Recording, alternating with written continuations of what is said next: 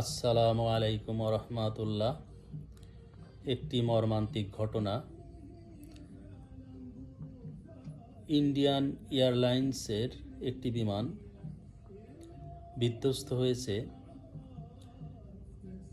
ইন্ডিয়ায় আহমেদাবাদে 242 জন যাত্রী নিয়ে। 242 জন যাত্রী কেউ বেঁচে নেই। বিমানটি একটি মেডিকেল শিক্ষার্থীদের বিল্ডিংয়ের উপর ভেঙে পড়ে এবং ওখানে বিধ্বস্ত হয়।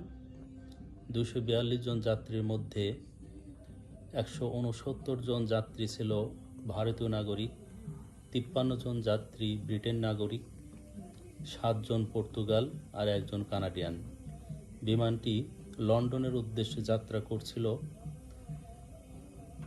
242 জন যাত্রীর মধ্যে যে ধর্মেরই হোক, সবাই মানুষ, সবারই আত্মার শান্তি কামনা করছি।